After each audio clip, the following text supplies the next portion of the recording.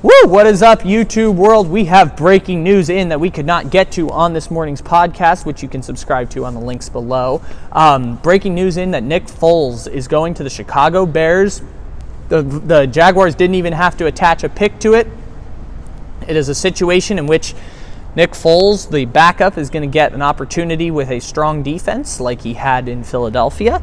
Not as strong as an offensive line, and that's the part I want to focus on, though, is the offensive line. Because Nick Foles needs an offensive line in order to succeed. We saw how bad he played in Jacksonville. Obviously, injuries contributed to that. And it's night and day when you look at the overarching point compared to the NFC divisional round, his last game with the Eagles, playing against the New Orleans Saints. Nick Foles was in a position in which he was competing for the starting job. He was competing against the Saints. They had I brain farted right there. They had a 2-score lead against the New Orleans Saints. Jason Peters got hurt. Kelsey got hurt, his starting center. And you saw Nick Foles completely fall apart. So the overarching point is, do you have an offensive line to protect him? Nick Foles fell apart at the end and then almost made a comeback once the Saints took the lead, but then Alshon Jeffrey dropped that pass that got intercepted. That ended the Nick Foles run. He was supposed to have that miraculous comeback because Nick Foles is good in winning time. We have seen that. Nick Foles plays great when it comes down to the end of the game and he has to make a few plays. Nick Foles steps it up. He feels the urgency. He's done it time and time again, so that we have no choice but to believe in it. But we also see, as Nick Foles progresses farther and farther, that he needs an offensive line. The Bears don't provide him the offensive line, and they had a choice from a number of quarterbacks. Dalton, Newton, Jameis, Brissett even.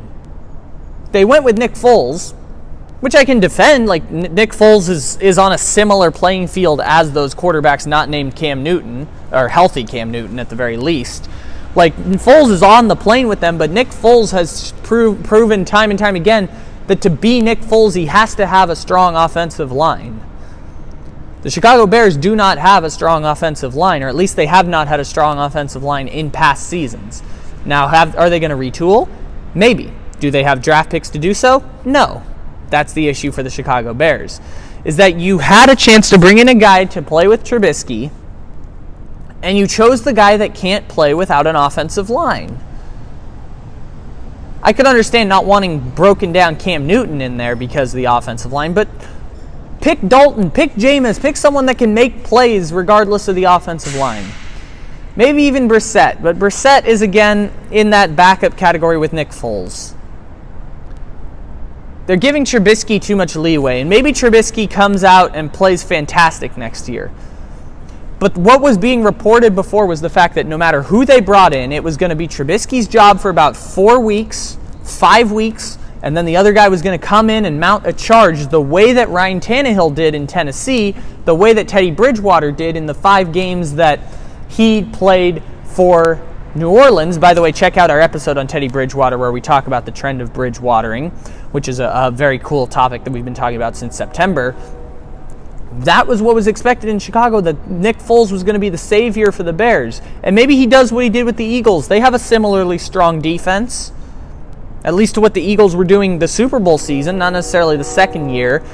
But the overarching point still stands that the Bears, while they're probably still the second best team in the NFC North, they were going to need a little bit more from Nick Foles in order to get to the point that they want to achieve, which is winning the NFC North, going to the Super Bowl while this defense still has a chance to.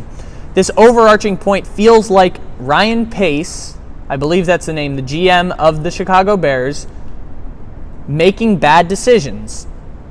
Simple as it is. It's a bad GM making bad decisions like drafting Mitchell Trubisky over Mahomes and Watson. I understand the Khalil Mack thing, but that's a big deal. Bloating the salary cap with all the pieces that you had and never really being able to put real definitive weapons in an offensive line around Mitchell Trubisky, despite the fact that Trubisky also puts up poor numbers. They still went 8-8 with the defense that they had, and that's a bad year from Khalil Mack. They still went 8-8. The Nick Foles acquisition overarches the point in which the Chicago Bears do not have a smart executive in their front office, and it's going to cost them a potential dynasty when they had so much promise pre-double doink.